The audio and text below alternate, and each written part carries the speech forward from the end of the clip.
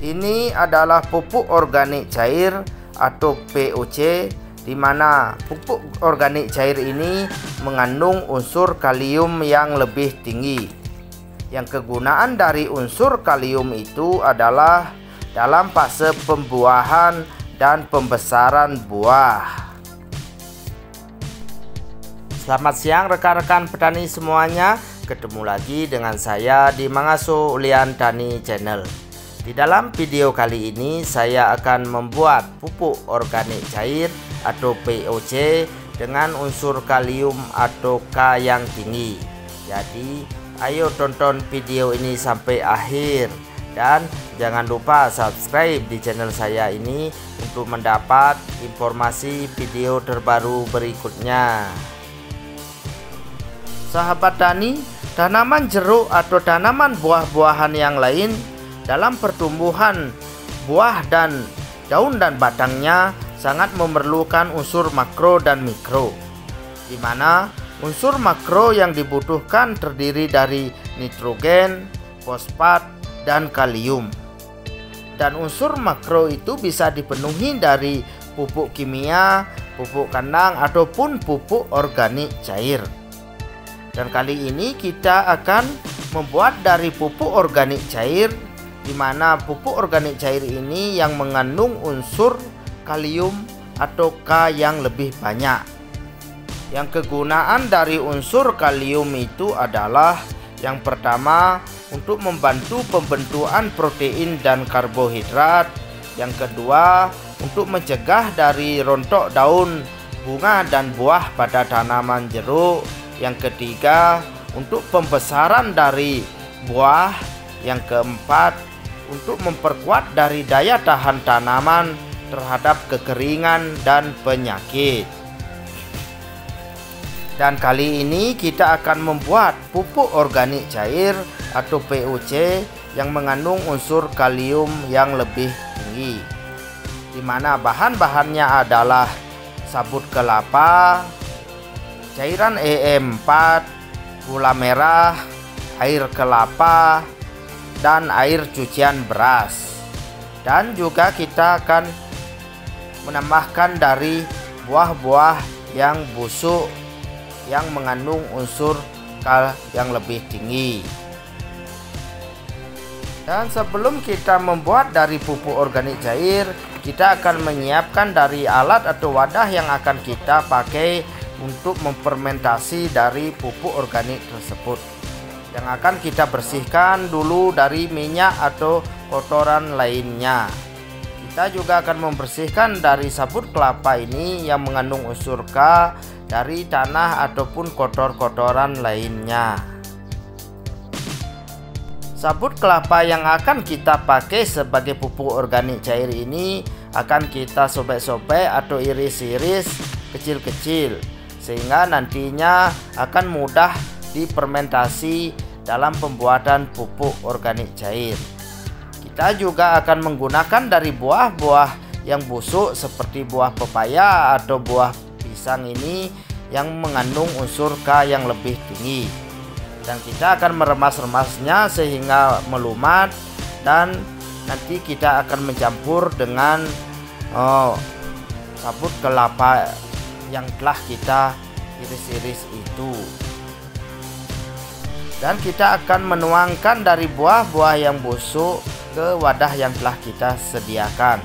Demikian pula dengan sabut kelapa yang sebanyak 8 buah ini yang telah kita iris-iris ini akan kita tuangkan ke ember, di mana ember ini sekitar volumenya 50 liter.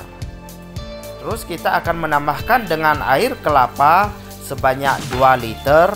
Air kelapa ini bisa air kelapa yang tua.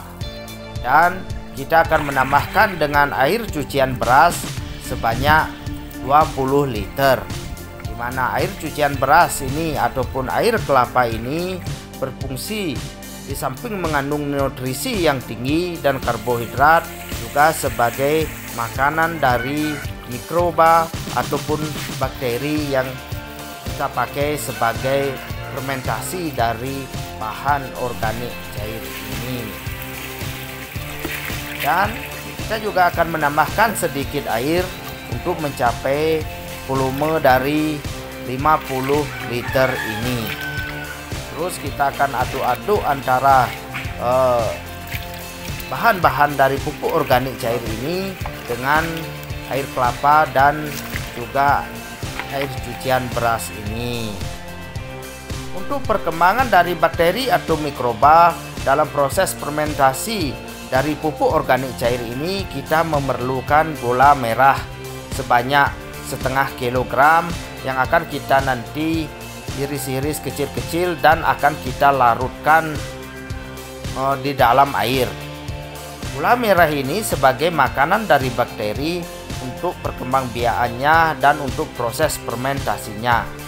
Dan jika tidak ada gula merah, kita bisa pakai gula putih, gula pasir, ataupun molase ataupun ampas tebu. Dan gula merah yang telah mencair ini kita akan langsung campur dengan bahan-bahan dari pupuk organik cair. Langkah terakhir dalam pembuatan pupuk organik cair ini, kita akan menambahkan EM4 atau efektif mikroorganisme sebagai bahan untuk memfermentasi atau mendekomposisi dari bahan-bahan pupuk organik cair, di mana EM4 ini mengandung bakteri Lactobacillus sp dan Saccharomyces sp.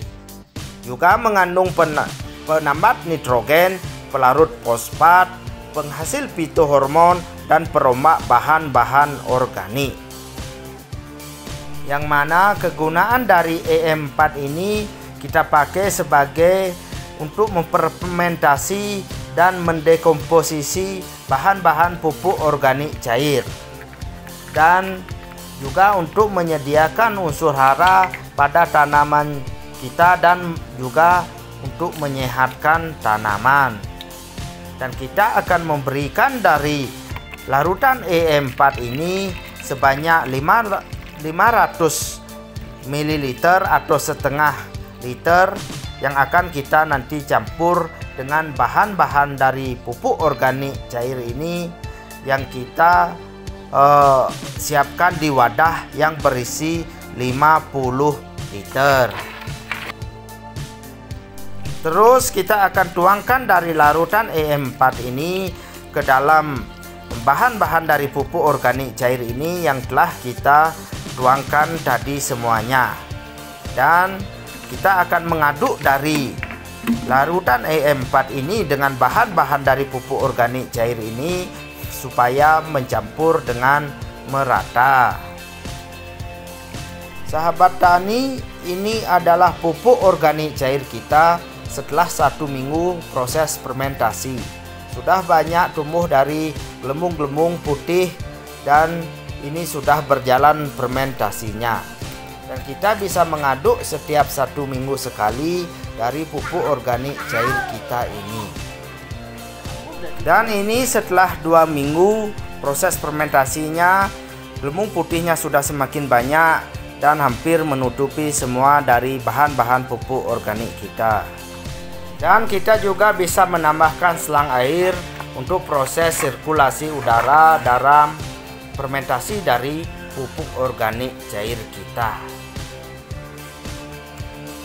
Dan ini adalah pupuk organik cair kita setelah 3 minggu proses dari fermentasi. Kelihatan dari gelembung-gelembung putihnya sudah semakin banyak dan pupuk organik cair kita ini baunya tidak busuk tapi baunya seperti bau tape. Dan ini proses dari fermentasi dari pupuk organik cair kita ini berhasil. Dan jika baunya busuk berarti proses fermentasi kita kurang berhasil. Jadi jika baunya busuk, sahabat tani bisa menambahkan dari gula merah untuk makanan dari mikroba atau bakterinya. Demikianlah rekan-rekan tani semuanya proses dari pembuatan pupuk organik cair kita ini. Terima kasih telah menonton video ini sampai akhir, dan yang belum subscribe silahkan tekan subscribe-nya untuk mendapat informasi video terbaru berikutnya. Dan silahkan tulis komentar di kolom komentar, pasti akan saya jawab.